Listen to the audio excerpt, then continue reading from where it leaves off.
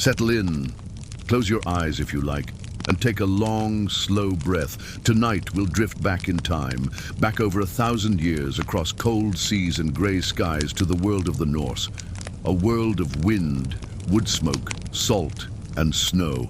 A world that feels distant, yet echoes through our stories, our language, and our imagination. You may picture longships, thundering hooves, and warriors in horned helmets, but those are myths, and tonight we'll leave the myths at the shoreline. Instead, we'll wander the frozen lanes of a Viking settlement. We'll meet the real people who live behind those carved wooden doors. Their daily lives, their struggles, their gods, and their dreams. Our journey will unfold in 4 parts. First, we'll explore what it truly meant to live in a Viking village, not as a warrior or queen, but as an ordinary soul. Then we'll turn to a man whose legend grew far beyond his time, Ragnar Lodbrok. We'll examine a mysterious and magnificent ship burial with its finely carved wood and quiet secrets. And finally, we'll sit in the longhouse of the Viking elites, where laughter and lies were traded over salted meat and mead. So let your body relax, let your mind drift like fog along the fjords, and prepare to step softly into the Norse past. Imagine yourself awakening before the sun, wrapped tightly in wool and fur, the air in your nostrils already bitingly cold. The hearth, banked overnight with ash, has gone out. Your breath curls like smoke in the dim, earthy space around you. You are not a warrior, not a noble, just another soul surviving on the edge of the known world, in a Viking village, somewhere in what we now call Norway. Perhaps the year is 870, perhaps the month is February. You rise slowly from your shared bed, careful not to disturb the others, though you all sleep so close there is barely room to move. The floor beneath is beaten earth, packed hard and uneven, sometimes slippery with melting ice. Your toes search for your worn leather boots, stiff with cold. You tug on another layer of wool. Your home is a longhouse, built low and narrow, its walls of timber and turf. The roof leaks in spring, and the smoke from the hearth has nowhere to go but up into the thatch, which hangs low with soot.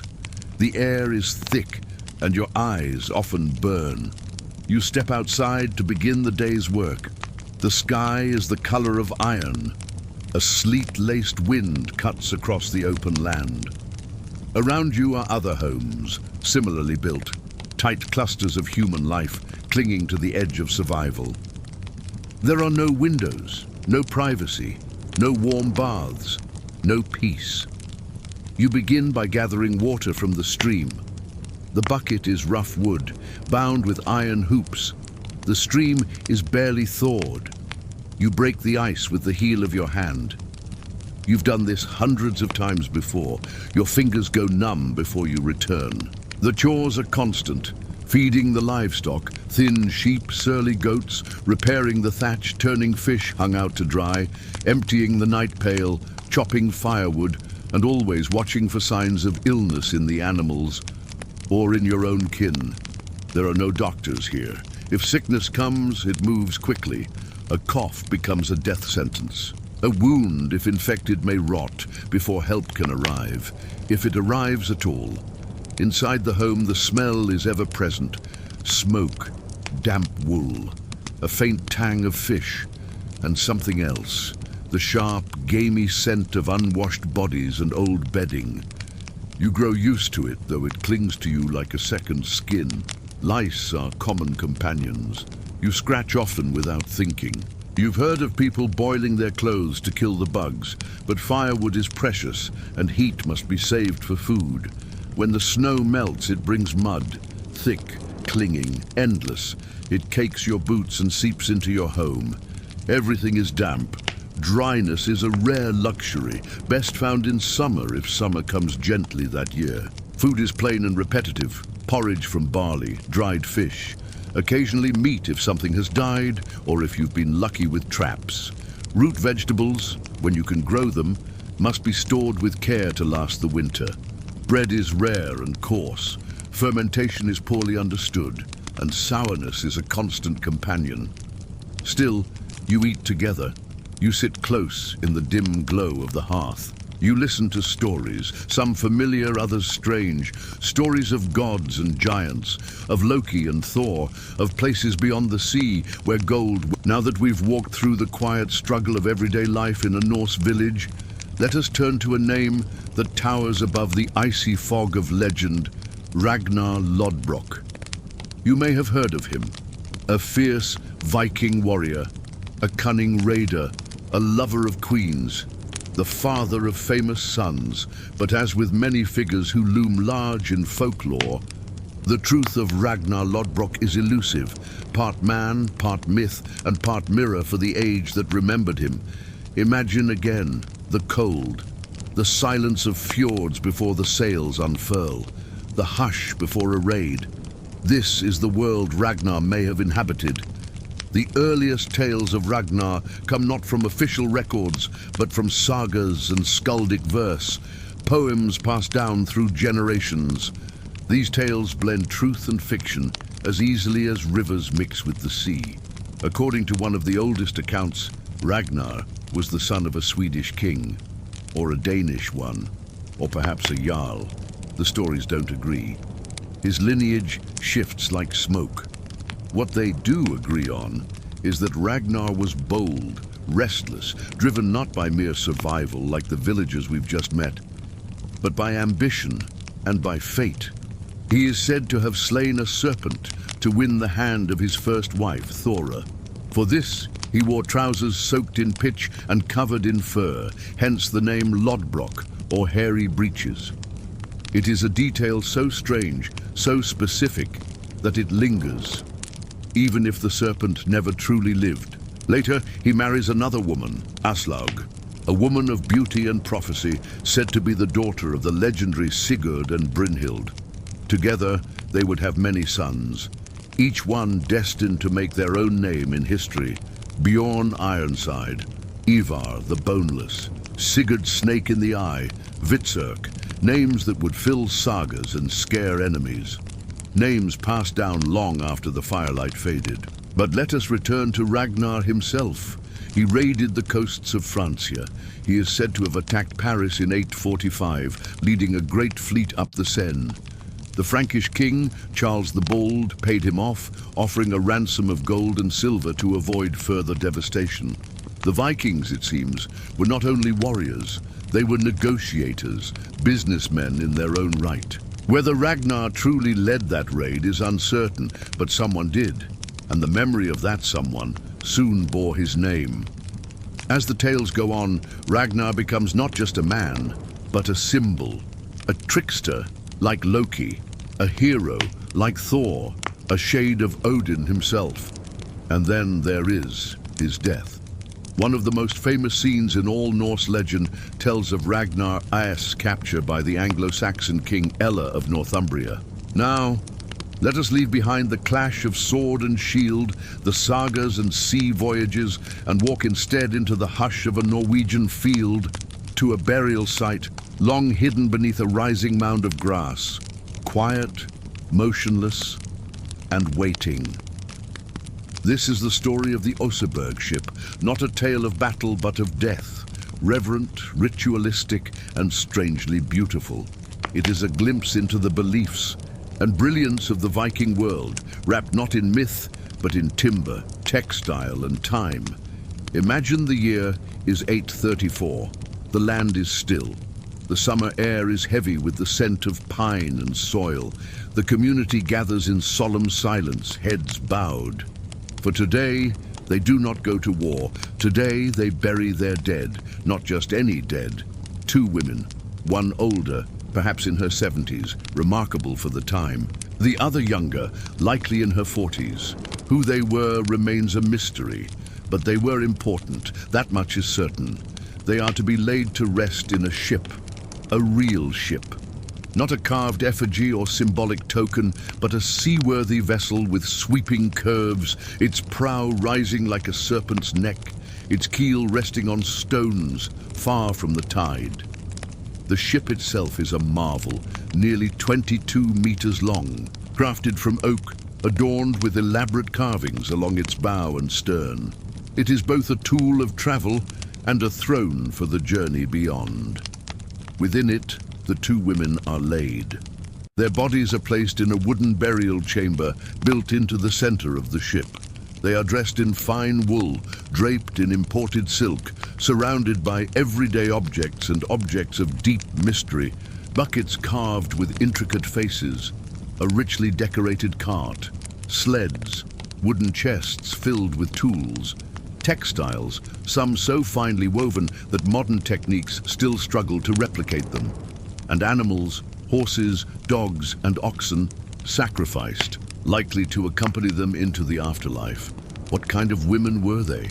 Some believe the elder was a queen, perhaps Queen Osa, the grandmother of Harald Fairhair, the first king to unite Norway. Others suggest a spiritual figure, a Velva, a seeress or priestess, revered and feared. She may have been a keeper of the old ways of runes and rituals, guiding her people not with weapons, but with words and visions. We do not know. Their bones do not speak names. But the care given to their burial, the expense, the artistry, it tells us how deeply they were honored. The burial mound was sealed, earth heaped over the ship, the women and their vessel entombed in darkness. Now let us step away from the somber hush of burial mounds and ships in the earth, and walk instead toward the golden glow of firelight. Ahead of you rises a great longhouse, timber walls tall and solid, roof steep and thatched, smoke curling slowly into the twilight sky. Inside, the air is thick with warmth, and something more. A hum of life, of voices, of clinking horns, of meat crackling on a spit, of stories rising and falling like the tide. This is not the life of the village fisher or the wandering raider. This is the world of the Viking elite. Let us enter, slowly, through the carved wooden doorway. Step gently onto the packed earthen floor. The fire burns low along the center of the hall. Long benches line the walls, shadows stretch toward the rafters, and above them, shields hang like sleeping eyes. It is a feast night, and here, in the flickering dark, we see what life could be if you were born into power. The Longhouse was not just a place to eat. It was the beating heart of a chieftain's estate, a center of diplomacy, of law, of hospitality and ceremony. At the high seat, set apart, marked with ornate carvings, sits the lord or lady of the hall. Perhaps a jarl, a noble of considerable standing, perhaps a landholder rich from trade. Around them, allies, family, warriors sworn to their service and honored guests. And the food? Not merely nourishment, but performance. There might be whole roasted lamb or boiled beef flavored with herbs, bowls of porridge made thick and savory, preserved fish from the coast, sometimes fermented, a smell strong and familiar, freshly baked flatbread, hard cheese, foraged berries and ale, always ale, dark and yeasty. And if the harvest had been good, if the gods were kind, perhaps even mead, golden and sweet, made from honey, kept for special occasions. But the feast was not only about what filled the stomach, it was also about what filled the mind. Skalds, Norse poets, would rise to speak, their voices calm, deliberate, shaped by years of memorization. They recited verses of battles long past, of ancestors and gods, of grief and glory. Their words echoed through the smoky air like low, steady waves. Sometimes a harp would pluck out soft notes, or a drum would murmur in rhythm with the fire. And the guests would sit, listening, half drunk on story and sleep. But for all its elegance, life among the elite was not free of its own unease. Politics were sharp and cold, alliances were fragile, a misplaced word over. And now, the Longhouse is quiet. The flames that once danced along the timber walls have flickered low into embers. The last echoes of skaldic verse have faded into the beams. Outside, the Norse wind still whispers through the trees, cold, ancient, and unchanged. But here the night is still. You have walked through time, through the cold mud of a Viking village, through the tangled, half-true sagas of a warrior named Ragnar, down into the earth, where two women rest in a ship meant to carry them beyond life. And finally, into the firelit warmth of a longhouse, where the elite dined, ruled, and dreamed. You have seen that the Viking world was not only a place of raids and roaring, it was a place of hardship, yes, but also ritual. A place of violence, but also art, of unrelenting winters and yet of careful craftsmanship and shared stories passed down through generations. To live then was to rise in the dark, to tend the fire with numb fingers, to pull lice from your cloak, to chew dried fish, to hope the gods were listening. It was to survive one more season, to bury your dead with honor, to drink deeply when the chance came. And through it all, whether born in a smoky hut or seated at a lord's high table, the Norse lived beneath the same vast sky, anchored to the same soil, listening always to the rhythm of the sea and the quiet between waves.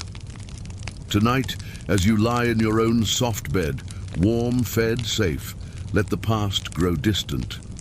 Let the flickering images of long-forgotten lives gently dim. Let the sounds of hammers, footsteps, and hooves fade into a soft hum.